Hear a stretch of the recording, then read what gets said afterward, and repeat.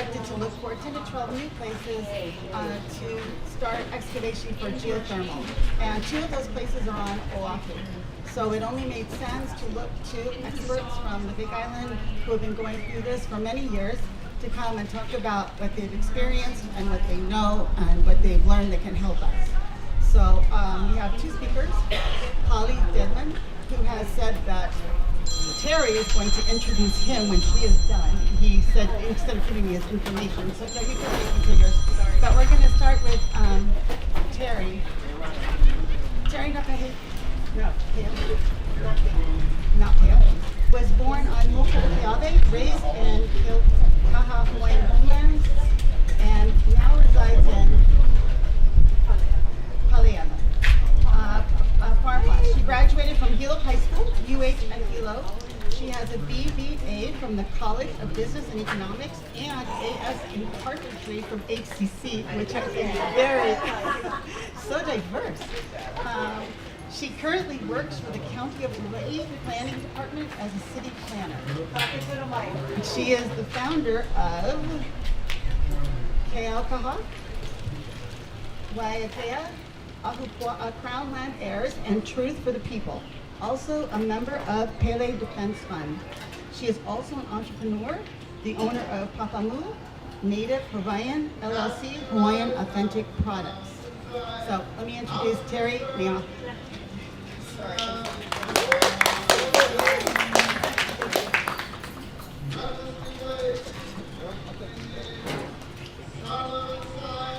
Aloha. Aloha.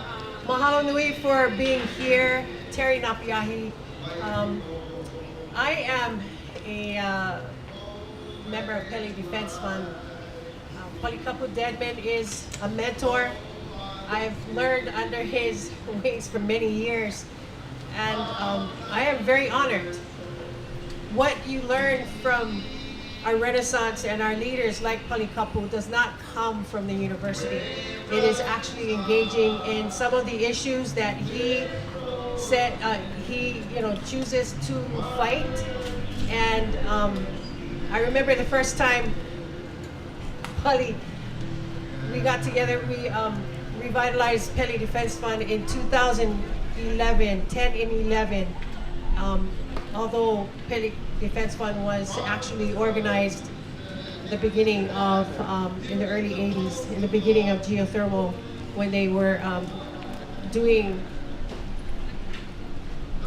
their initiatives early. But the first thing that he did, and I have to share this, you gotta understand how much knowledge Palikapu Deadman has in the trenches. And I'm going to give him this honor because that is how I was able to feel confident in what I do in the system. He chooses to do, I remember him saying this, he chooses to fight issues that has a tourniquet situation to stop the bleeding that is happening currently within the system that is causing the bleeding. And that was something very interesting to me as to why he chooses to fight issues that are currently impacting our families, especially our Hawaiians. And that was one of the things that intrigued me the most. And then while learning, I said, "Can you teach me, Pali?" He said, "You sure?" And I said, "Yes, I want to learn. I want to learn how to do this. I want to be able to learn and understand how to address the issues and how." And he says, "Because it's very lonely in the trenches." He says, you want to be lonely, you follow me. And I learned what it was like to do it in the trenches with Pali for a decade. And I'm very, very honored for to have been able to really actually learn beside Palikapu Deadman and the issues that he feels that are impacting our Kanaka. And I remember the first thing, I have no idea how to go and give a testimony. And then I realized that they give testimonies, 2 minutes. You got 2 minutes to tell your everything. And I remember the first time he said, I go, "Pali, I'm gonna go to Oahu, I'm gonna testify." And he said, "Okay." So I flew over, testified in behalf of our iwi kupuna, 2 minutes, and then I went home and I said, I did it. And he goes, is there a video? And I said, yes. He goes, let me see. So I showed him the video. He looked at it and he said, too much emotion. You got it after a decade to be able to say the things that I do. The first time I met Polly, I said, can you teach me? He came to me with a piece of paper and a folder. And in that folder was 3 items. He says, this is what we're gonna do. I mean, not 3, 13 items typed out. And it was what he was going to teach me to do, and specifically in 13 bullet points. And in the 13 bullet points, one of them was to go to the legislation and to be able to change bills, kill bills, meet legislators that did not speak for our people. And he went down the list, 13. And that's how that was my ha'awina ho'i. That was something that he actually did. And I have that pamphlet today. I have that folder today. And the first 2 things he said was to memorize these 2 laws. And one of them was Article 12, Section 7, and NAGPRA. Those are the 2 laws that he told me to memorize. And that was my first lesson with Palikapu Deadman, actually learning the steps if you want to. He chooses to fight within the system where many people choose not to because they do not, and I understand it, I respect you, who chooses to not participate in the laws of the government that overthrew ours in our kingdom. And I understand and I respect you for that. However, Pali has taught me to deal with issues that require to stop the bleeding. And I understood what that meant, and I chose to do my initiatives that way as well. So, geothermal, I'm gonna go right into that. I lived right next to HGPA in Puna. I lived less than a quarter mile away from it. My in-laws lived closer to HGPA. And I remember when I first met my in-laws, they were talking about how that plant down the street was killing them. And I remember them talking about it so many times, how angry my father-in-law was because of the smell that was being pushed up, because they lived up on the hill, HDPA was down here. And at that time, the emissions were emitted into the air, and the toxic ponds were in, the brine was put into a huge toxic pond. I have photos over here so that you can see what they did prior in the 80s. And one day, that geothermal plant, HGPA, that was being pushed by the state, blew up. It blew, and it sounded like a 747. You couldn't even talk, that was so loud. And it blew up, and it was like a huge blow and a push of pressure. And they did not stop it, and it was spewing very toxic emissions and gases that they called hydrogen sulfide. And we had to be relocated. We had to leave our homes until they were able to cap that geothermal plant. Well, today that geothermal plant was shut down. And thank goodness to the people of Puna and Palikapu Deadman that they had plans to do 20 geothermal plants on the rift of Puna, just like that one. At the same time, Palikapu Deadman, and he can tell you the stories later, but I'm giving you the gist, a little history, and then the current issues of geothermal. At that time, they were pushing 20 geothermal plants, 25 megawatts, to equal the amount of 500 megawatts to put through a cable so it could come to Oahu. So those plants started, I think, in Volcano, then it went to Kaha'olea, and Campbell Estates decided to give their land to be able to do a geothermal plant, and Pali was in court with them at that time. And I remember him telling me that he was at the hotel with his lawyers at Hilo Hawaiian. Well, True Geothermal, well, Campbell Estates was with their lawyers in the other room as they were discussing court case. Then it blew up, Pu'uo'o vent. And if I'm not mistaken, Polly, am I correct? Yeah. That the drill pad was on Pu'uo'o that created Pu'uo'o flow, and it hasn't stopped since 1983. So we believe that drilling close enough to Pele, you're gonna open it up. You're gonna open it up for her to be there. And so can you imagine what would happen with the 20? So that is basically what happened. We have photos of what they used to do with geothermal. It was emitted into the air and put in toxic plants. So now, because of the Puna people and Pele Defense Fund, they re-inject everything into the ground. So if you can see the toxic ponds, whatever they use as chemicals to loosen up the pohaku, it comes back up. They have to put it somewhere. Well, all of that goes right back into the aina. And so today, now I'm going to flip to today. I'm going to leave the cultural perspective to Palikapu Deadman because that's what he's been talking about for years. So today, in 2000,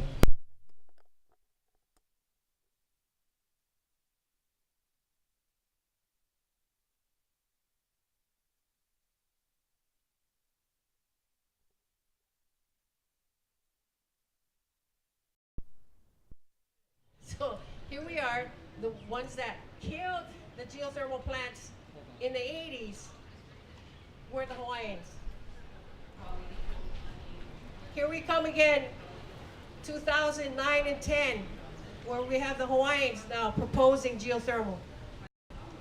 Only this time it was a native to native model so that we can see the perspective of it being self-determination and a money-making machine for our people. So here we have the state has all the historical information that they can pull up in testimony of the impacts of geothermal that they forgot because they're regurgitating it again in 2010. Only this time it was a push with a New Zealand company that's doing a native to native model. So is it okay now? At first it was desecration, right, to our tutu, but now it's because a Hawaiian owns the company that it's a gift. So that's what was being proposed in 2010, 11, 12. We were banging them, I'm not going to say the names, banging them at council, in legislation, trying to stop them all over again. And we were able to do that in 2013, 14, and 15. Then 2014 comes around. The University of Hawaii comes with a great idea of doing geothermal again.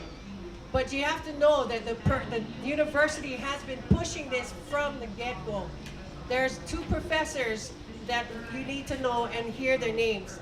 One is Donald Thomas, who did the first subsurface thermal testing for the sites statewide for exploratory drilling.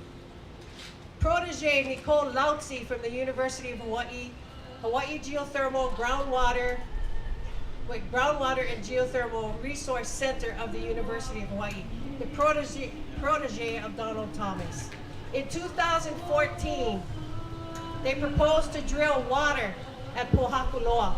Two sites at Pohakuloa, one at the State Park of Mauna Kea and Waikiki up the Mauna.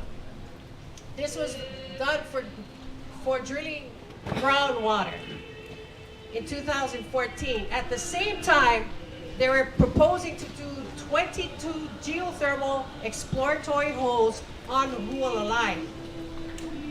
So we decided to take Puna to Kona to tell them of the impacts of geothermal so that they can learn about it and what they had to deal with in 2014. We went there for every week for a whole month to educate the people of Kona, the people of Puna to Kona. We were able to get 9 plaintiffs to file a lawsuit so that they would have to do an environmental impact statement or an environmental review, because they were going to do exploratory drilling without one. So what we did was we filed a lawsuit saying you have to do an EIS before you drill. So we had standing. We had to fly over to the Board of Land and Natural Resources because they were filing for a permit for those 22 holes on Iulai. The same time that they were going to do TMT at the Board of Land and Natural Resources. Everybody was outside chanting, and it was our hearing. We went in there, I testified, raised my hand, I said I contest this case, flew back, had a lawyer with Petty Defense Fund to help us file this suit. We were the first, Petty Defense Fund was the first case in the environmental courts before you had to go criminal courts, I think, for all of these, allegations that they call. But we were the first case in the courts, environmental courts. The university pulled out and they didn't follow through with their drilling the 22 holes at Iulai. But at the same time we were there, they were up on Kūkākūkā drilling for water. That's how they came up with the probability maps that they're presenting now to legislators. All the different sites on each Moku where they believe there's geothermal. Because they drilled water, different permit now. They drilled water, they got some heated water, so maybe, you can just pull it down. You can put it on the ground, it's good. Maybe, because there's hot water, there's geothermal, okay? So that's how they came up with the probability maps. Now we have DHHL, the Department of Hawaiian Homelands, giving their lands and offering it for geothermal companies to use. But in order for them to do that, they need to drill for geothermal. So here we have the probability maps, 14 sites, one up Kauai High, one up Mauna Kea, and one in Ka'u on our Moku. This year legislation, they produced 16 bills. 8 of those bills was to eliminate or get rid of the environmental review. Thank goodness, none of them went through. But last year, they were able to give the Department of DBED, gave it through the university a line item, $2.7 million to Vaika Consulting so that they could go around our Moku to tell everybody that the native to native model is going to work for our Hawaiians, and that's okay if it's desecration. You're gonna go anywhere, we'll tell you that this is what we're gonna do. $2.7 million of public monies, your tax-paying dollars. This year, they didn't even go there. They got slammed. I'm sorry. They came to our Moku and we slammed them good. They're gonna come again, we're gonna do the same thing. I'm sorry. So this is where we're at now. At legislation, we killed all those bills. We testified against it. And they gave them money again to the Department of Hawaiian Homelands now. So when their bills were killed, they revitalized one bill that was HB 1307.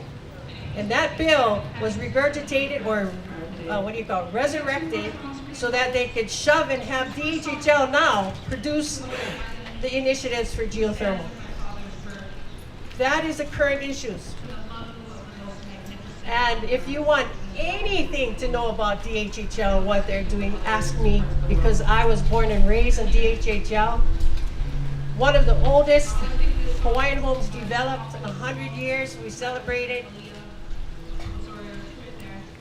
7 major toxic facilities, sewage plant in the front street of my home, The airport, a few steps away from my home. My family lives right in front of Touch and Go. All the gas storage companies, Helco, landfill, the airport, all lives, all set in and around our Hawaiian people my whole life. I'm still fighting our government so that they can take ownership of what they did to my people.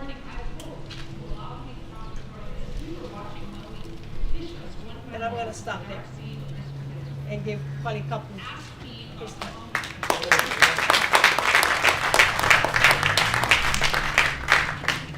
You know, at the beginning of all of this, it was the idea that we didn't have a traditional practice. We're not supposed to believe in our traditions. So it was the first case on our religious rights to the Hawaii Supreme Court. And all the judges in the Hawaiian Supreme Court were Christians. So they judged against our traditions and said geothermal is okay. No study, no impact on what would happen to a race of people when you alter the theology of the beliefs. So they were doing studies on birds, bees, bugs in the EIS, but not on spirituality. And that's where we were pushing. You know, I started out with rockets on Hawaiian homelands in Kau. They're going to take rockets and put it on the HHL lands, and there was no awards. So that's where I started my whole activist thing in Kau. We did roadblocks, we occupied the land, and in time, we prevailed. We won. We got the rockets out, and now we got Hawaiians living on the land. So, the geothermal people who was in Volcano didn't want geothermal next to their neighborhood. And they were going through a contested case hearing on geothermal. And that neighborhood was doctors, artists, people in charge of Audubon Society, all environmental people. So in the courts, in their courts, their lawyers wasn't good enough to the state's lawyers. Because the state said they would spend more money, have better experts, and would outspeak the Volcano Community Association. So I'm fishing at the beach, and they come down looking for me because I was doing this activist work in Kau. And they told me that they want me to be involved in that geothermal contested case because a native perspective was not being addressed. It was just science to science, and you just pay for a better one. And that's what was going on. So they asked me, and I had the same, Billy gonna take care of it. I don't need to bother with that. But then I couldn't sleep at night. So I came back and told him, yeah, I'll be involved. We gotta get on record, whatever it is, and let the future know what we do and what we did. During that time, they had the map up on the wall of where the geothermal plant was going. Then you hear, the following week, fishermen out in the ocean saw a fire come out in the middle of the forest because they could see it from the ocean inland. And nobody on land could see it. And then they called in the rangers, the national parks, and that was the first beginning of Pu'uo. Pu'uo erupted, wiped out all their plans. So they were stuck, all this investment. Volcano was happy that she blew up and covered everything that they were going to do. So what did the state do is that they did a land swap. This volcano where it erupted was in Campbell Estate property. They're like what, Big 6, Big 7 in the state of Hawaii? So anyway, the state swapped the land. They took the public land, gave it to this private guy. We own the volcano and they own the forest. So they could continue drilling those plants he's talking about. 25 megawatts of plants. They put up an EIS saying it was $1 billion that the state would spend of your tax money to put up with this geothermal development. We took their study, and our attorneys knew other people that do economic feasibility studies. So we took the UH study to them, and they were $2 billion short. So this whole project would have cost $3 billion of your taxpayers' money. And Danny Inouye was up there in Washington being the sponsor of this development, hustling bonds for $3 billion to pay for this development. Well, as we're in court, as I said earlier, we had to fight for that, lost Supreme Court on religious grounds, but we wanted gathering rights on the land swap. They swapped the land, but they never swapped my rights. So now Campbell is in court with us on our use of these lands. So now we're in court. There was years, but they ruled in our favor. Now that law that we fought on gathering rights is being taught at Richard's School of Law. It is a supreme case on Native Hawaiian gathering rights. So if you go there, you'll see it. They teach it now, our case on that. But geothermal didn't stop. Like you say, the small geothermal plant that the state started with, besides pushing these 500 megawatts, they had a little one going on with 6-7 megawatts. That's when it was sold to Ormat. Israelis came in and bought that up. They still own it today. So I'm saying that it's rape money. You rape my belief, and you take that money, ship it back to Israel to buy bullets to kill Palestinians. I was raising that issue, okay? Because that's what they were doing, raping my religion, and no study on what that would be. But I was steady in their face, because you gotta realize that they took all our spirituality away. And that spirituality was the connection to the Aina. So when they take away your beliefs of how you believe and raised, then that's what happened. Now we don't own nothing. We're not connected to the ocean, we're not connected to the beach, we're not connected to the water, the forest, and now the latest was Malakeh. So you can see how spirituality is the key. You cannot fight them in the Western world, man. You gotta fight them in your world. And your world got a lot of proof. And as I said, there's no extra Kanaka. There's no extra way to live like one. You are one. And you got nothing to lose to stand up to it. You will never be a threat to the United States or anybody by being a real Kanaka. So that's the point about how we got to get back and how everybody got to understand that is a right. I'm a veteran during the Vietnam era. I went and fought for everybody's church and came back and they tell me you don't get yours. Want to tell me before I go, I wouldn't have joined your army. Of course, that was how it was in high school. Mandatory ROTC. You don't get ROTC, public school, not private, you don't graduate. So they condition us to become soldiers to go to Vietnam. I'm grumbling about coming back and not being treated fair, about everybody's church that I fought for, and I don't get none for mine. So you got all these little things that builds up to why you don't like it. You just can't come out and say it. You got all this stuff that proves you're right. So that's where it's been, and that's where it's gonna go. And now, like you said, there are a lot of people making an approach to geothermal because they got a free resource to make money. That's it. They took everything on the Aina. Now they're going to take your soul, abuse it, and make money on it. And that's the problem with this. So geothermal, now they come back after all these years and all the laws we fought, which was good and bad. Like I say, the Supreme Court, the only case brought to them on religious rights, we lost. And it's simple. All these judges are conditioned Christian. Now what? You're going to make a square in a round hole? So we lost. They said, no, you Hawaiians don't have that right. And you know damn well we do.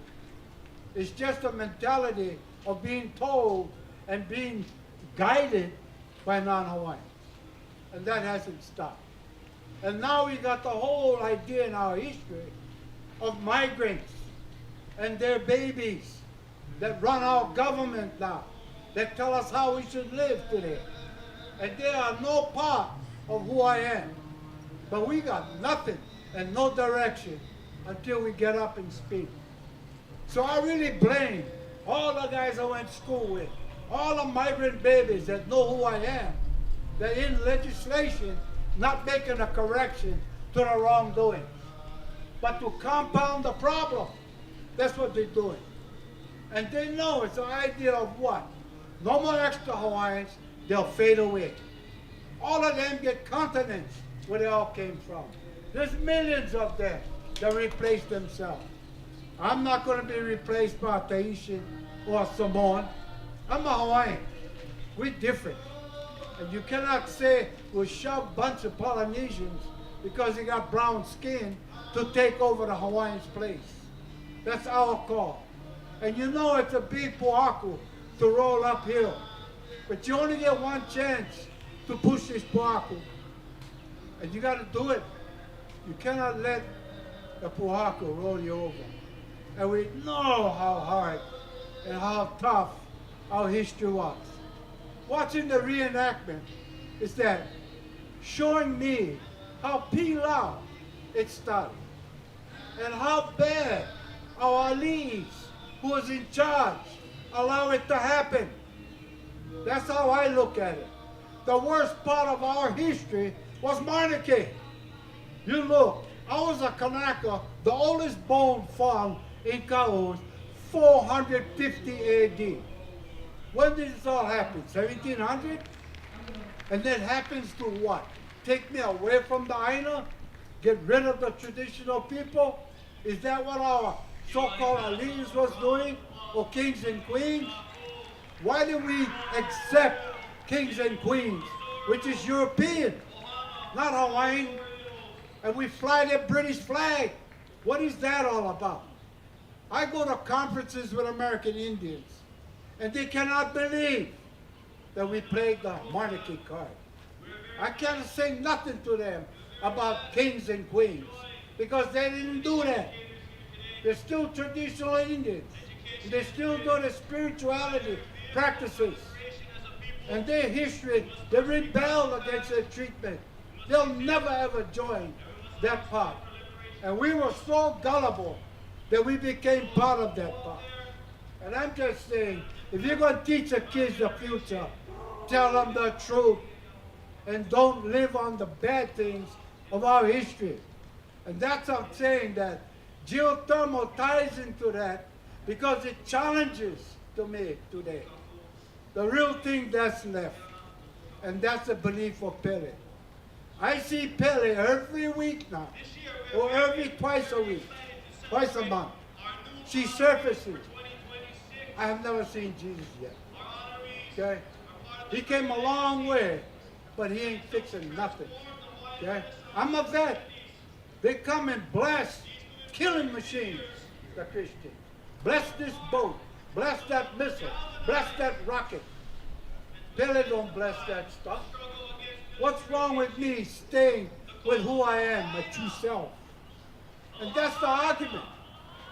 We got to detox from the whole Christianity idea.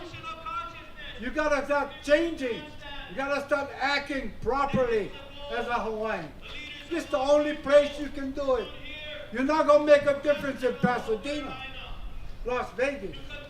You got to make the difference here. And that's what we do. That's how I feel we should do. And like I said, we will never be a threat to nobody if we stay Hawaiian.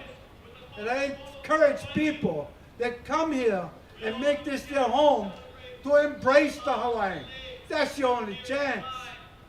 I heard the Admiral on news. You guys saw the Admiral with this rim pack. And the Admiral said, if there's endangered species in the ocean, in the water, we won't practice there.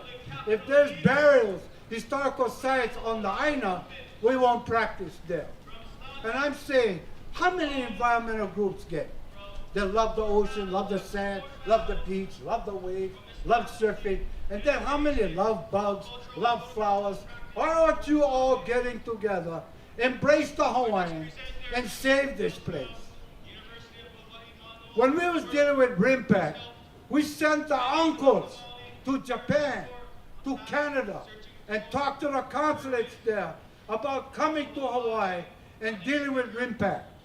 And we told them the desecration when you come. So when they came that year, they didn't use bombs. They assimilated the bombs. They computerized it so they wouldn't damage the Aina. At least we could say that we went there to tell them early, and this was the results. That time faded away. No follow-up. And PKO was like, soon they power bomb, they all went home. As I said, the bombing is a lifetime. It's got different ways of desecration.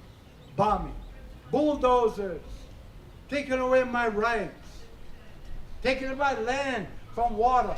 These little things is what compounds itself that we don't get to say much. And that's what I'm saying. If those things were things that worried the Navy today on RIMPAC, then that's where you should go to get more support through environmental organizations that claim they love this place. Okay? Why aren't they hugging me instead of trees? That's what they're supposed to do. I came with this environment. I am part of the environment. We're related to the environment. Our chants and prayers that we pass down includes the environment. It doesn't talk about this foreign entity coming here to change my spirituality. It doesn't say that. And now what? They don't believe in our traditions, so they even dig us up by the hundreds and put a hotel there. A known burial site, hundreds they dig up. Maui was 1,200 when we protested.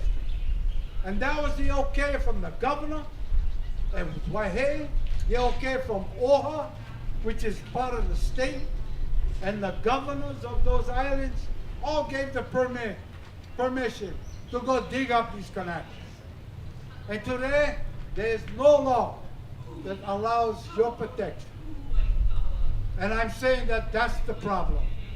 I didn't know where to turn. Then realize that if you're holding a sign today, you're too late. That's what it is. You gotta go where this sign was allowed to happen. And that's legislation. And the fastest way to get law is not going to legislation and beg all these migrant babies that sit on committees to help you. The shortest way is through courts. That's all we get. And that's the idea of one man, the judge, not a legislative committee that's going to help you make law. So you gotta do lawsuits. You have to put your Kanakaism in the lawsuits and express yourself, because you're really the winner. They gotta lie. They gotta lie.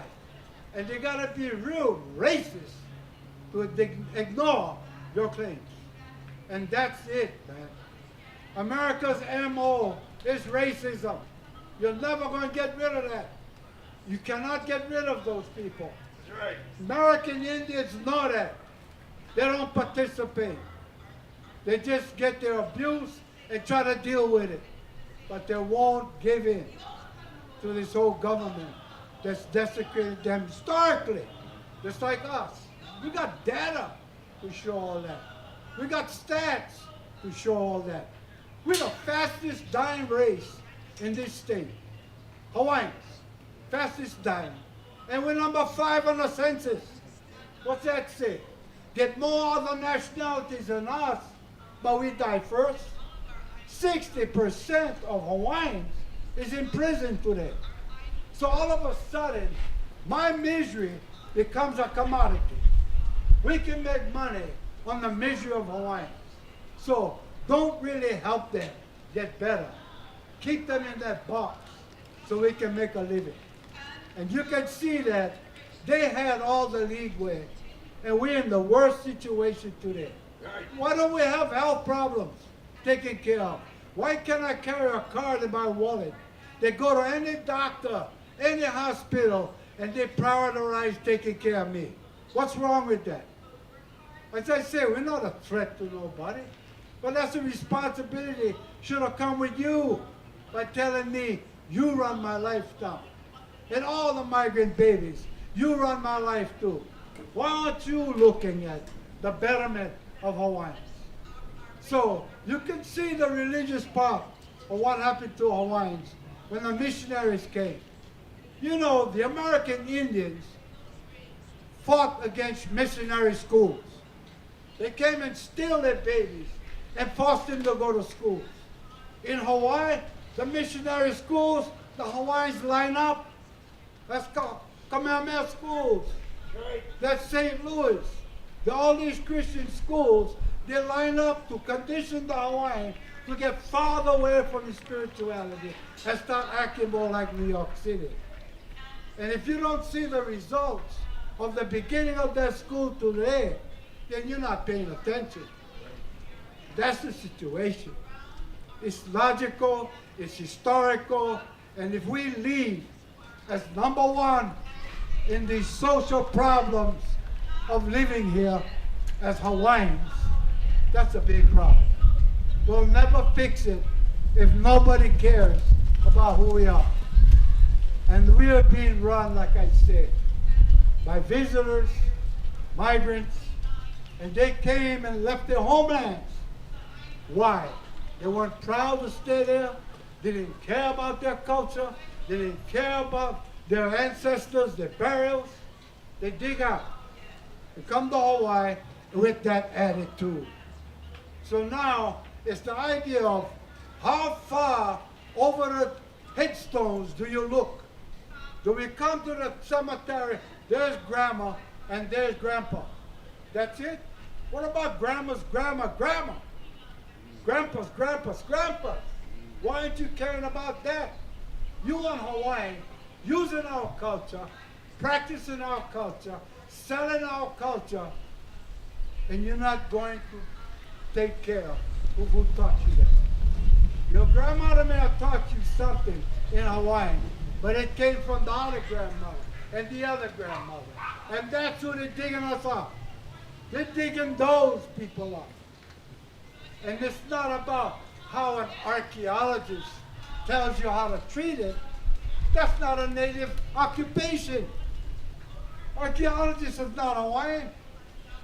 That's a form of development. Then they make these little laws. You gotta have a burial treatment plan. You gotta have a burial monitor. You don't monitor rape. You don't monitor that. And the burial treatment plan was how they were put in already. They don't need a second plan.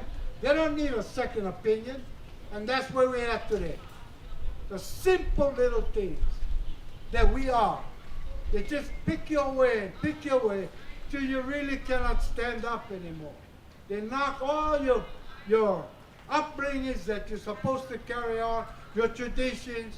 They ask you, hey, what genealogy are you? I understand genealogy. That's to recognize a family. But when they tell me, you're from the Big Island, you cannot go Maui, and you cannot protect the bones on Maui, because you're from the Big Island. Do you have genealogy? I tell them, no. Then you cannot come here, Maui County. I said, I got DNA, but I don't need genealogy. Swap the bones, swap me. What's the difference? And you want alphabet? So you can raise these issues of common sense to make differences. And I think that's what should happen. Well, maybe you got to leave time for questions and answers.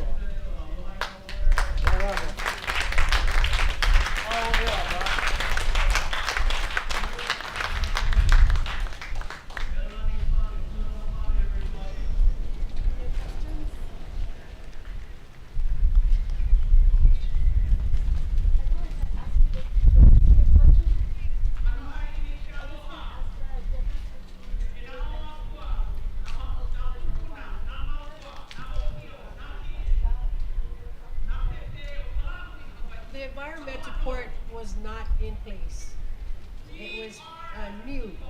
So we have criminal court, we have family court, we have all of these different courts that judge, depending on the issue. So an environmental court was never available. But in 2014, they added a new court.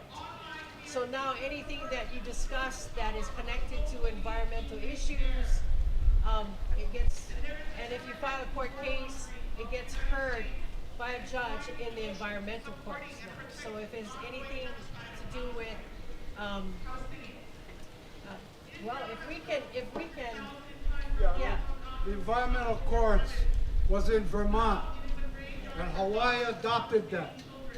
So I asked them during that time, the board, whether we fit as a Hawaiian in the environmental court. They said everywhere. Don't go to the criminal courts where we always been going. Go to the environmental court. So the judge got to change his hat and look what part of the environment are we hurting you with. So I'm saying to everybody, you want to fight a Hawaiian issue, go to the environmental courts. And I'm saying that that was a ruling by Judge Ibarra when the university tried to do geothermal drilling. He ruled as an environmental court judge that the university has to submit the full study from the beginning to the end of geothermal. They could not piecemeal the process.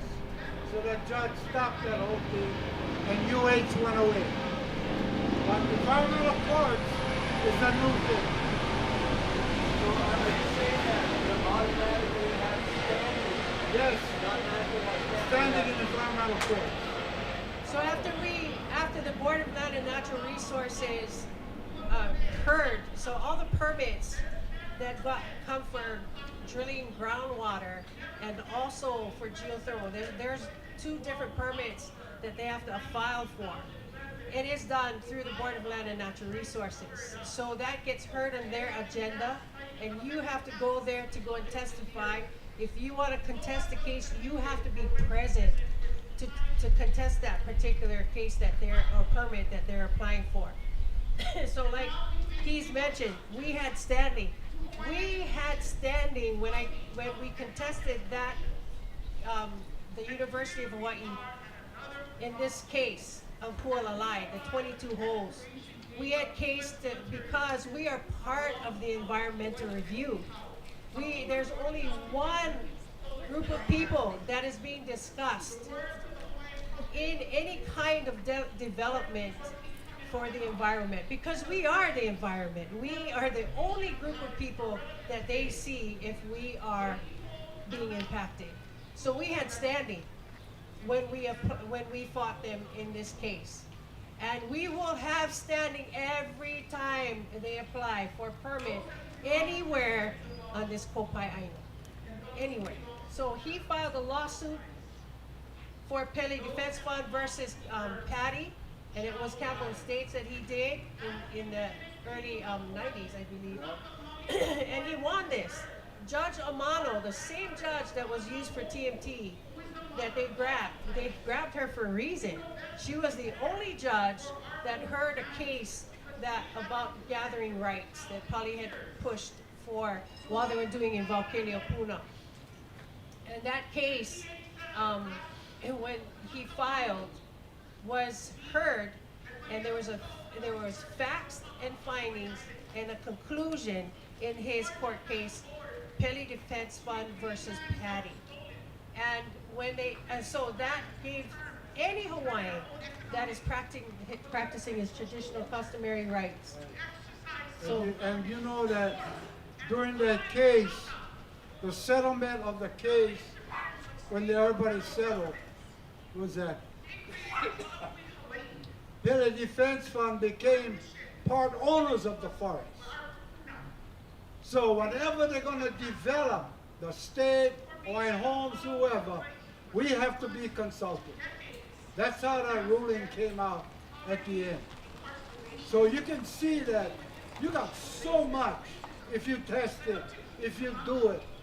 that is in your favor. And precedent has been set already. Use it.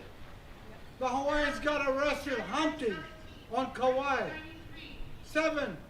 And they used our case and got off gathering rights. So you can make a difference.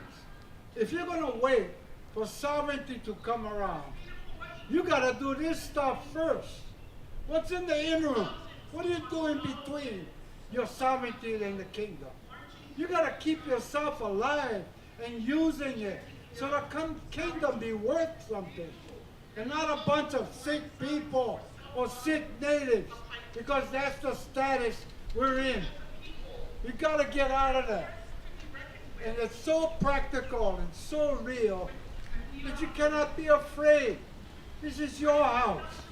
They're going to abuse you. Do it in my house. But you got to do it after my point of view. And that's what I'm saying. I'm trying to encourage Kanakas to stand up for themselves. I know it's an okey-doke world. Everybody's happy. We're all working. We get union. We go to school and all of that. That's automatic. But then you got to realize what part of that is me. That's general public stuff. Am I different than general public? You damn are different. You should know that. But you have to express yourself on how the difference is. And that's the attitude we have to have. As I told, she was saying earlier, being an activist, you're going to be a lonely connect. You will not have friends, and your friends will be scared about the truth. And all you're doing is dealing with the truth. So, as I say, you got to detox, clean yourself out, and just be real. Just be yourself, and you're not harming nobody. And they have to yield to that. They have to yield. And if there's precedent, move it up a notch. Move it up a notch. And just don't rest on those Hawaiian fights and those Hawaiian conclusions, but move it up so it betters more Hawaiians and encourage them that this is the way to go. This is the way to go. Challenge the system. Challenge that, because it ain't your system. It's an abusive system, and you should know that. If we are the fastest dying from hereditary diseases and don't carry a card in our pocket to get fixed no matter where you go to medicine, then that's another problem. We should be able to be taken care of by the so-called fake OHA state agency that is someday, OHA might have all Kapani trustees, because anybody can be a trustee and everybody can vote. Just think about what our future is going to be as we fade away. And if you ain't part of the Uncle Tom Society, then you won't get promoted. You won't be able to do this. Won't be able to do that. You know, it's a tough thing, but, you know, you only want Hawaiian one time, everybody. You don't want a second chance.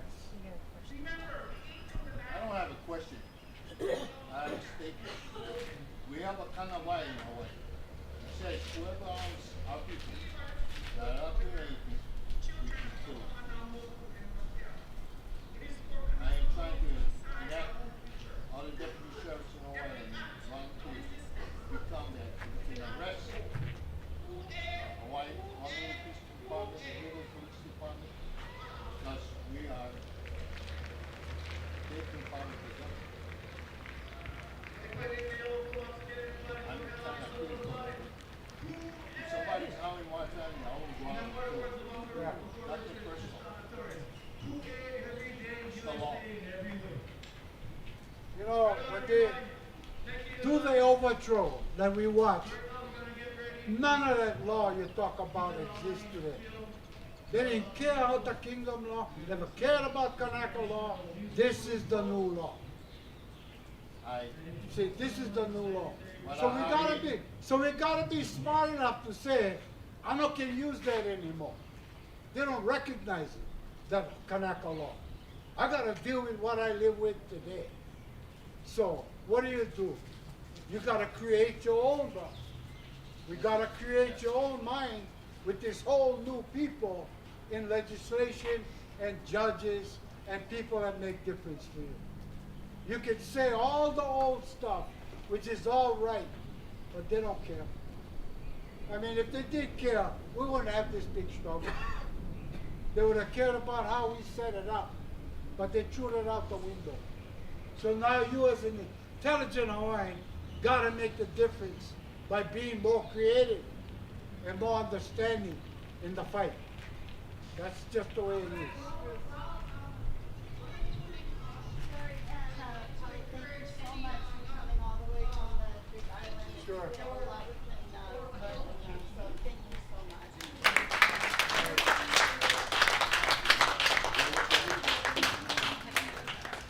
Following this up with another subject, impact and Palestine. Yay. Can I invite up Ann Wright? Retired Colonel, Lieutenant Colonel Ann Wright.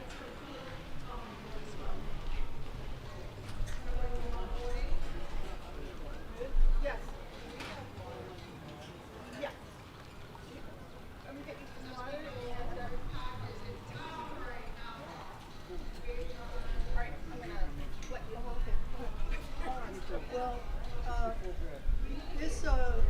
I feel a little inadequate following that beautiful presentation, and my apologies for my ancestors who took over this wonderful place with the 1832 and 1834, 1894.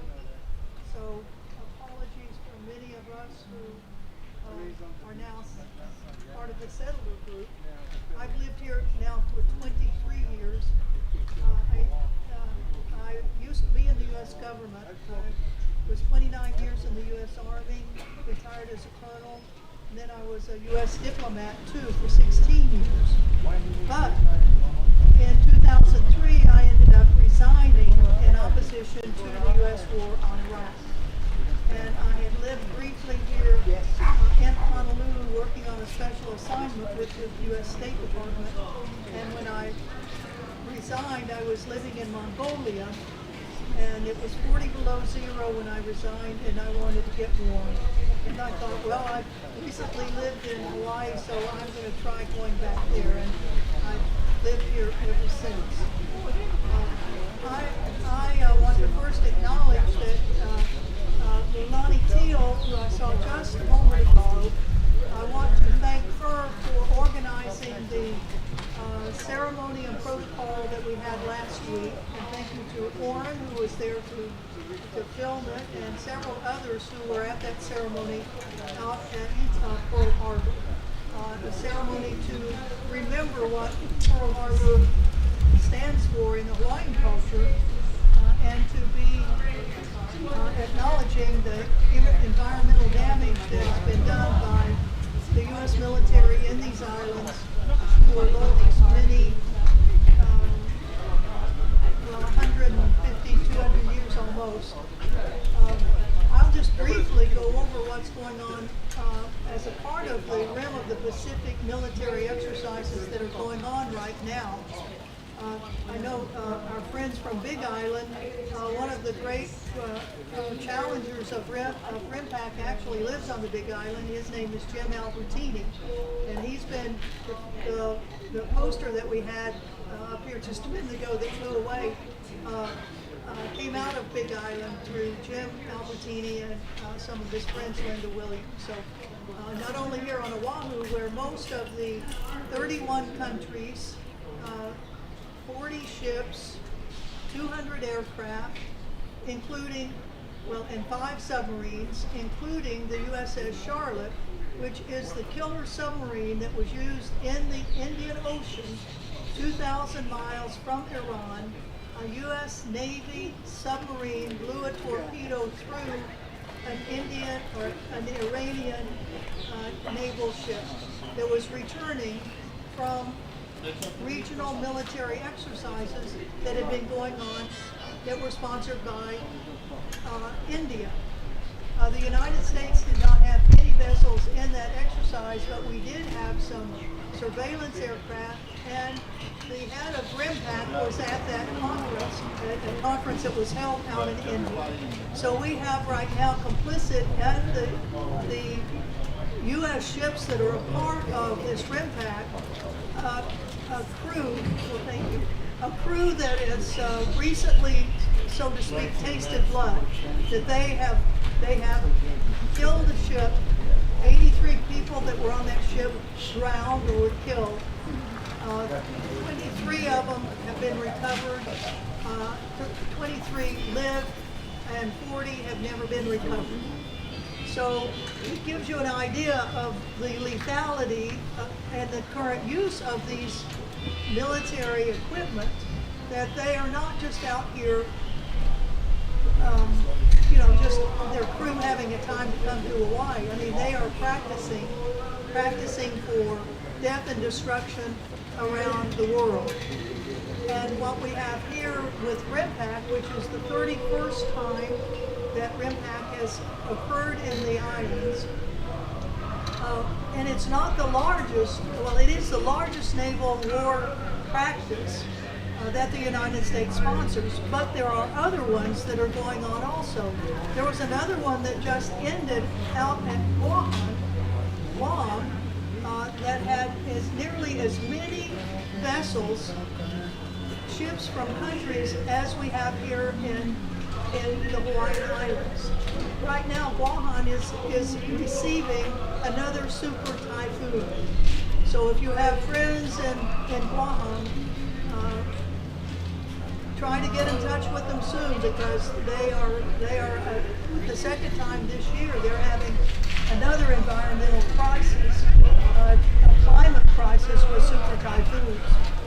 And when we think about the environment and what RIMPAC does to our environment, every year they see a ship that they claim has been cleansed of all of the petroleum products, a ship that has no lethal stuff on it, nothing that will produce that will pollute the waters of Hawaii.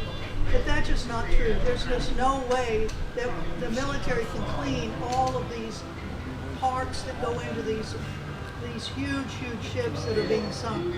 And they're being sunk in a variety of ways and with a variety of types of munitions that all leave their impact in our waters. Usually they are sunk off the coast of Hawaii in about 6,000 feet of water. So there's a graveyard of all of these ships that have been sunk over the last 31 years that's out off Hawaii. But they use munitions such as land-based missiles. They use the torpedoes that are coming from submarines. They use bombs that are being dropped by Air Force planes. And they're not innocent little pieces of munitions. I mean, they bomb and they sink a big ship. So they are using very dangerous explosives, and those explosives go into our waters. The pollution that happens in Pearl Harbor itself, where you have the concentration, where you have 40 ships from 31 countries that are in that small area. And if you have the opportunity to go out on there, and as a retired military person, I do have an ID card, so I can go out and look. And around every one of the ships, they have the orange buoys and rings, because they know all of those ships are leaking something. So each one of the 40 ships is leaking into Pearl Harbor. And Pearl Harbor, of course, will be flushed out. The waters in Pearl Harbor are flushed out into our ocean. And then depending on which way the currents are going, if you're swimming here on the south shore of Oahu, then you should recognize that you're probably getting some of the oil products of the massive ships that are there. The issue of whether or not we can stop these military exercises, I don't know if it's ever been tried in the environmental courts. I mean, I hadn't heard that idea or thought of that idea of trying to challenge RIMPAC in the environmental courts. But I think that would be the place to go because of the known amount of pollution that these ships get. And I'll mention another thing. We now have a new report about what's called the true cost of the U.S. military in Hawaii. It's about a 90-page report that was produced here in Hawaii. It came out under the name of the Institute for Policy Studies out of Washington, D.C., but the majority of people that wrote the chapters of it live here on Oahu. Kyle Kachihiro, who's been working on anti-militarism issues in Hawaii for decades. He's one of the authors. Wayne Tanaka, the head of Sierra Club, is another one of the authors on environmental impacts of the U.S. military here. One of the things that they mention is that the costs, or the state of Hawaii is always very proud that the U.S. military contributes so much to our society, to our economic benefit. In fact, that's one of the things they're talking about right now, about how much money the RIMPAC sailors and airmen are giving into the economy, particularly of Honolulu. Well, when the team that looked at this, that has looked at militaries in various parts of the continental United States and the impact on those communities, they say that the state of Hawaii is overvaluing what the impact here is by almost $2 billion. Almost $2 billion that they are inflating what the positive impact of the U.S. military is here on our economy. So these are the things that we need to look at and use as we talk to our communities about trying to stop the huge amount of military exercises that we have that are here in the Hawaiian Islands, and also to advocate and lobby for the other areas in the region that Guam should not have to be subjected to as many military war practices as they do, that the Northern Marianas should not have to, that Okinawa should not have to, that the mainland of Japan should not have to, that Jeju Island in South Korea should not have to, that South Korea should not have to. So as we think about what we see here as the concentration of one of the largest U.S. military areas really in the world, not just in the United States, and not just in when you consider it as also a part of the continental United States. What we have here on one island in particular, on Oahu, plus you look at the largest military training range in the Pacific, which is Po'akaloa on the Big Island. And then you add into it to the Pacific Missile Test Range that's on Kauai.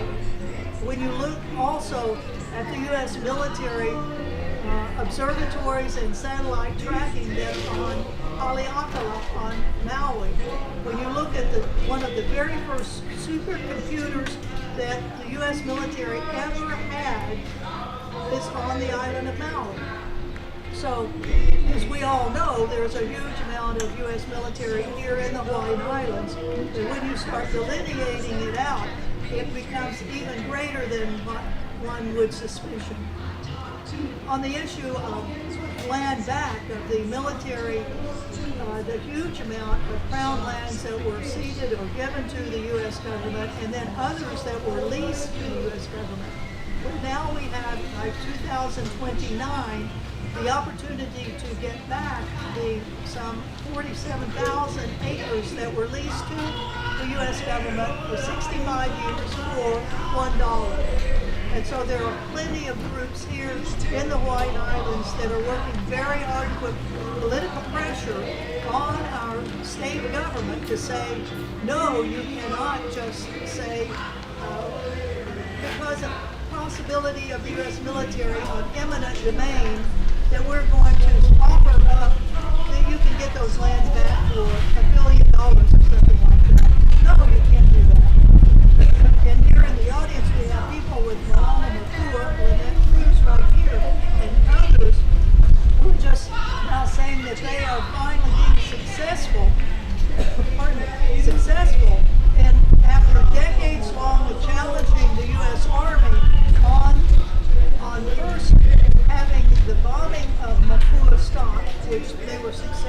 because of lawsuits. Yay for a lot of Moku.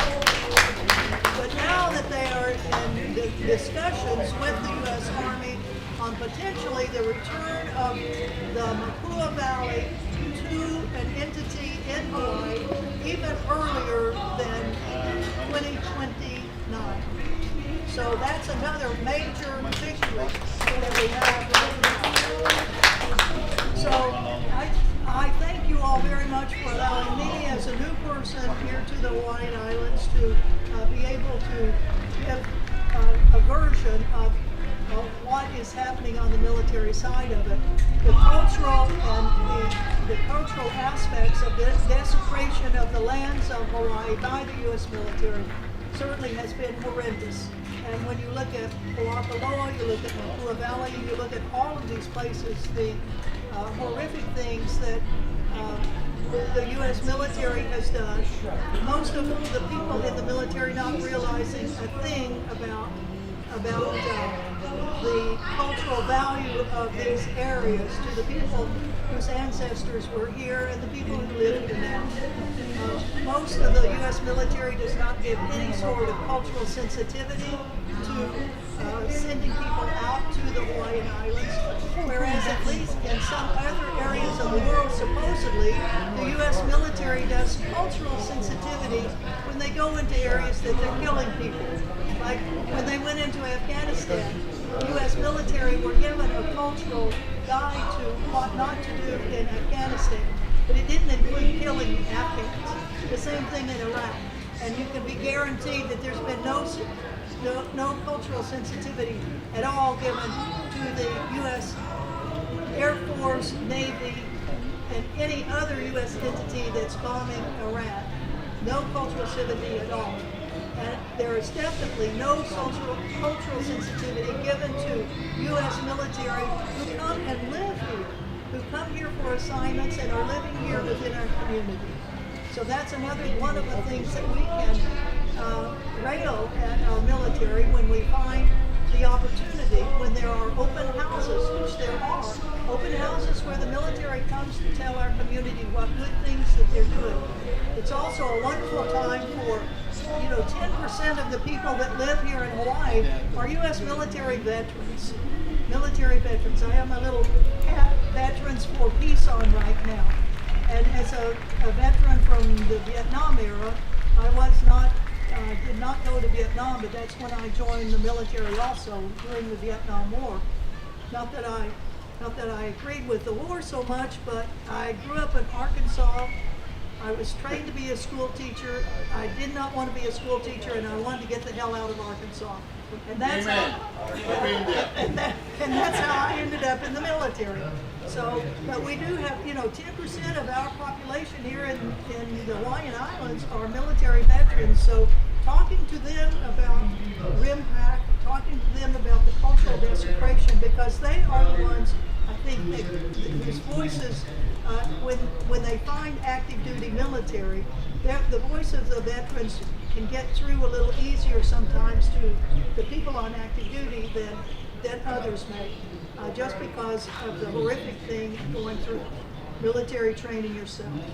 So I want to thank you all very, very much for your kindness in allowing me to be here. Can I ask you specifically about Palestine before we start asking questions? Oh, yes. Just because I know you have recent experience there. Yes, thank you very much. And I have been a part of the Gaza Freedom Flotilla family for the last 16 years. I have been in Israeli prison twice, in 2010 and 2016, for being on boats that challenged the Israeli illegal naval blockade of Gaza. In 2010, 10 people on our boats were murdered by the Israeli military. 50 people were wounded, and all of us that were on the 6 ships that were a part of that flotilla were beaten up and assaulted. Following 2010, we had 35 boats over the period until 2018 that challenged the Israeli naval blockade of Gaza on behalf of the people. of the Palestinians of Gaza. Starting in 2003, you all recognize the genocide that the Israeli government has conducted on the Palestinians, with over 75,000 people that we know of that have been killed by the Israeli military, and probably hundreds of thousands more that are under the rubble, with the total destruction of virtually every building that's in Israel. In Gaza.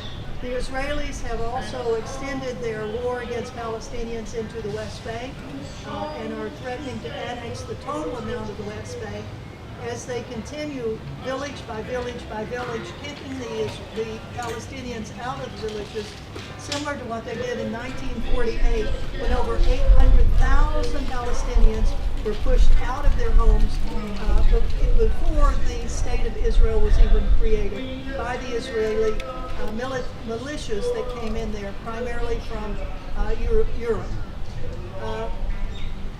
In 2025, we were joined, our Gaza Freedom Flotilla Coalition was joined by a new group called the Gaza Samud Flotilla, the GSF. Where they were able to raise so much funds because people from around the world said this genocide has to stop, and if you guys are willing to go in boats and try to physically challenge the Israeli military, we're willing to give you some money to buy some boats. So 42 boats challenged the Israeli military last year, plus 8 of our Gaza Flotilla boats, 8 of them, one of which was a big boat with 92 people on board. One of the boats that sailed last year was called the Madeline, and you may remember that because a very important environmentalist, the young Swedish woman named Greta Thunberg, was on our little ship that had only 12 people. And the Israelis humiliated, beat the hell out of her when she was captured by them as they attacked the boats. But that's what got so much attention, that now the flotillas, as we now move in 2026, I've just come back just 2 weeks ago from having been in the Mediterranean for 2 months, as we sailed 77 boats to challenge the Israeli blockade. As you remember, the Israelis were extremely brutal toward the participants, 432 of them that were in the last phase of us and 157 in the first phase. They treated the internationals as they treat Palestinians, and it now gave us, as people who challenge human rights, we now have men and women who have come back to their countries, 60 countries, who are willing to stand up and say, I'll tell you what happens to the Palestinians in great measure, because I can tell you what happened to me in a small measure. And what happened to me was terrible, was humiliating, was assaulting, was violations of everything, and I only got a small treatment considering what they are doing to Palestinian children and men and women. Over 9,000 people are in Israeli prison jails right now. 200 of them are kids, or little kids that are being sexually assaulted by Israeli military and prison guards. It is horrific what they're doing. We will be sailing another part of the 2026 flotilla at the end of the summer. I'll be going back to the Mediterranean. We already have 2 boats that will be coming, one from Scandinavia, one from the UK, and then we'll be joined, and these boats will each have 20 people on them. We will have sailboats that will be joining us in the Mediterranean, and then we will sail again to challenge the Israeli naval blockade and air blockade and land blockade of Gaza and the West Bank. So if any of you all are interested in supporting that, I've got lots of information for you. And thank you very much, and thanks for you're wearing your keffiyeh. I feel naked without mine. I didn't bring it, but thank you for being there. And mahalo, thank you. Can I ask you a question? The question I have is that, and I'll pass this on to other people that want to ask questions. Right now, the the leases that are going to expire by 29 or 32, those negotiations are happening now, mostly in closed rooms without transparency. All kinds of funny issues going on with the NDAA for 27. There was issues with 26. I don't think it's reasonable to expect that there won't be some sort of lease agreement. You know, whether there won't be a hard stop. They aren't not going to leave in 29. What a lot of us are hoping for, at least, is to stop any new damage. You know, as part of the lease package. You know, no more something to have like a Moku model. Can you make an argument from your experience, Colonel, for redistributing training from, say, Kūkākūkā or some of these other places, maybe with the exception of certifications of HIMARS, of infantry, into other areas of Indo-PACOM or USCON, to make an argument for no live fire training? Yes, well, I think the argument for no live fire training here in the Hawaiian Islands is that tragically, there are lots of places on the continental United States that are available for that. And just as right now, there are troops that are flown and aircraft flown and ships flown or sailed from the continental United States to come here and bomb in Puakaloa and do training off bellows and all that. The military that's assigned here could just as easily, and it's in fewer numbers, can go to the continental United States and do the same thing. And unfortunately, many of the places are on tribal lands of Native Americans. But there are huge training areas that are available in Nevada, in California, in so there are plenty of it. So that's one of the arguments I think that could be made. That you don't have to do the training here. You can do it back in the continental United States and go ahead and say for a cheaper price. I don't know for sure, but go ahead and use that. Let them figure it out. I'm sorry? The rough numbers, the sloppy math says that the ROI for redistributing that training works with the long-term benefit, fiscally. Yes. And logistically. Yeah, well, and logistically, I mean, they have to move people across from the mainland from the continent to here, because it's not just the 25th Infantry Division up at Schofield Barracks that goes over to Puakaloa. There are other units that come in from all over the continental United States, and that there are land units now from, I think it's 15 countries that are participating in RIMPAC. They've brought their ground forces here. They'll be doing amphibious assaults, probably on bellows. They'll be taking them over to Puakaloa. So we could say, use the stuff in the continental United States. I think that's the best argument that we have. Thank you. Thank you. And other, there's somebody right back here. You want to come up and ask your question so everybody can hear it?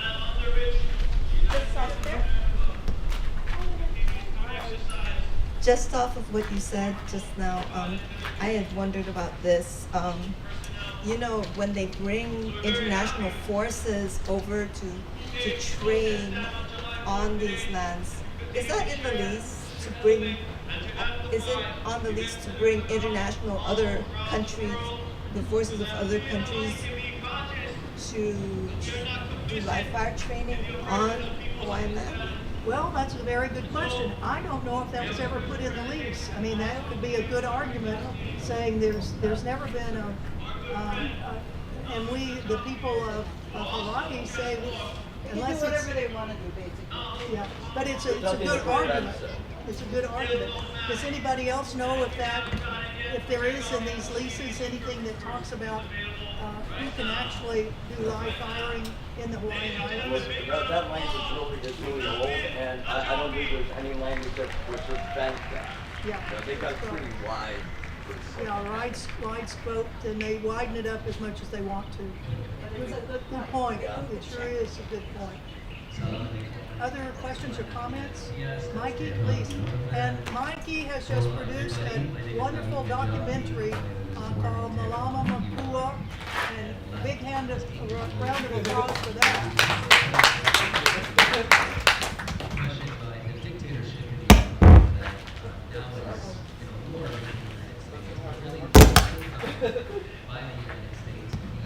Hi, I'm sorry I missed your talk, or most of it.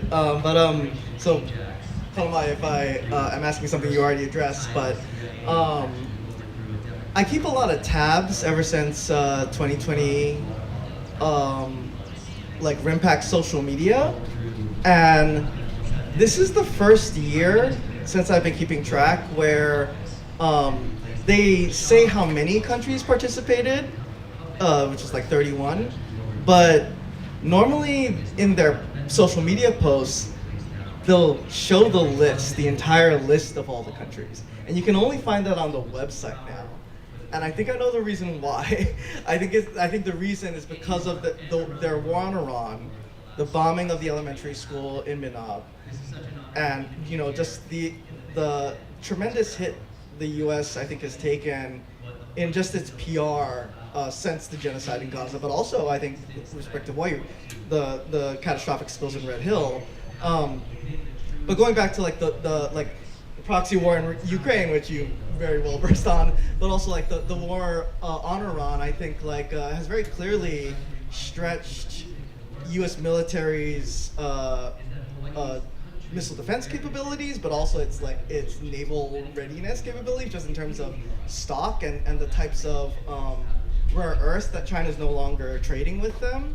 So do you think that this RIMPAC is possibly going to be potentially scaled down as it's going on right now in terms of the actual assets that they're using? And also, second question is what do you see long term, the long-term impacts of the extended kind of expansion of U.S. empire to its breaking point? Well, that'll take an hour and a half. But it's a very good point.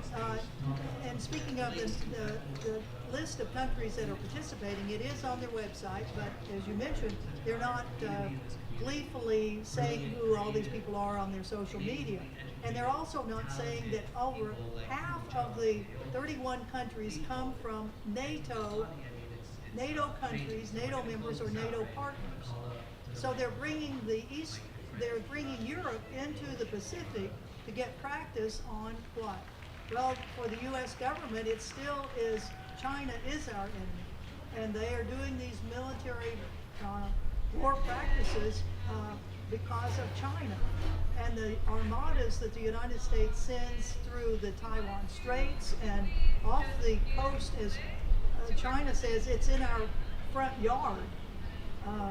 That you have an armada of ships, not only U.S. ships, but now NATO ships that are there in a very dangerous way, because at any moment there could be a mistake that could be made that could trip an escalation in things that are happening out there. When the U.S. flies in aircraft into Taiwan, the PRC does not let that go unnoticed. They send an armada of aircraft right to the air defense zone of Taiwan. So in the same way, they have their own Navy that's out in their front yard saying, this is territory that we have. They do have 9 islands that are very under what do you call it? That Western countries are always harping to China. You've taken these small atolls and you've built military bases on them, and they have brought in an incredible amount of sand onto these atolls that had nothing, and they've created military bases. They have 9 islands like that. How many other military bases do they have in the world? 1, and it's in the Persian Gulf. It's in Djibouti. 9 other countries have military bases in Djibouti. That's the main economic driver of that one little country, is selling off coastal areas. So Korea, Japan, China, the U.S., Britain, France, and there are 2 other countries countries, all have naval bases in this little country of Djibouti. But let's see, how many military bases does the United States have outside of our country? Hundreds, and in the Pacific area, Japan is littered with them, Korea is littered with them. You have Okinawa, now Marines from Okinawa now being transferred into Guam because of citizen outrage about what U.S. military was doing in Okinawa. And as you mentioned, one of the loneliest things can be an activist. I think some of the activists that we've seen that have really stuck out their necks in South Korea and Okinawa and on Guam, and to an extent here in Hawaii, you come in for a lot of abuse on that, and certainly from the point of view as a Hawaiian trying to protect the cultural issues that you have here in the islands. I can understand what you're saying, that it's been very lonely for you, and thank you for bringing it up. Thank you. Thank you all. I'd like to say one more thing. Yes, please. And you spend the last 15 minutes away from Hawaii. So I'm just saying that, why aren't you using the consent decree and the language of the consent decree that PKO used to stop the bombing of Kaua? There was an agreement with the Navy to stop. What was the rationale, the reasons for that to happen? Because it already happened. Yes, you are absolutely correct that the success of getting the bombing stopped in Kūkākūkā is one of the things that the people of Hawaii should be so proud of, and as you say, try to use the methodology that was used during that period to use it now. If you concentrate more on Hawaii, I think you'll find that. Yes. But we're always adrift someplace else that doesn't apply. You won't find it. Well, a very good point, and a caution for us all to make sure that we keep using these methods that have proven to be correct. And what you all have done to stall off the geothermal drilling on Big Island and using the port system to do that is something that we all have to take to heart and use it. I was part of Iolani. Were you? Not just geothermal. Oh. So use the thing that happened. See what the language was that made them to stop. And try to compound on that language. Because it's already documented. It's already been a thing of goals. So you guys got to do more research. Thank you so much for bringing that up. Thank you. See, that's what we need from those who've been through it before. Thank you. Thank you all very much. Thank you.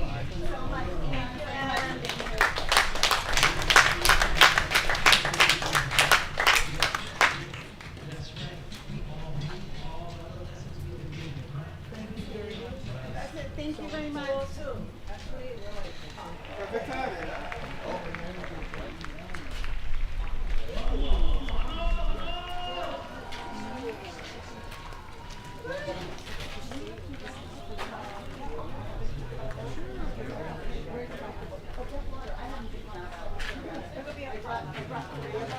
And so I just poured Hey,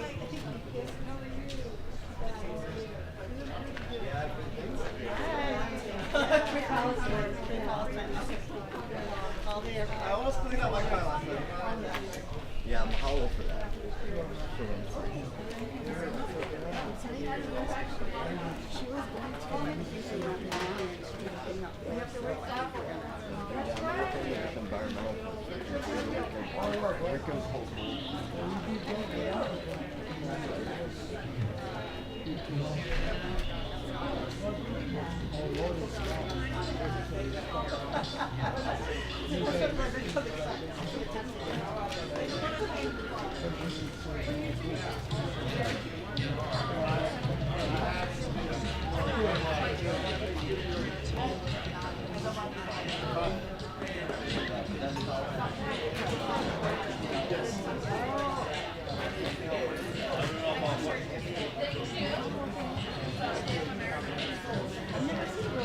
The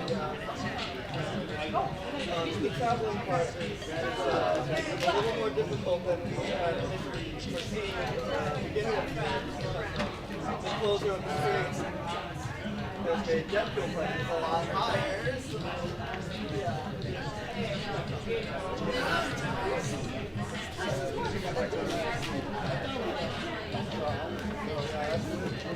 if you want to like be on the screen of other streets,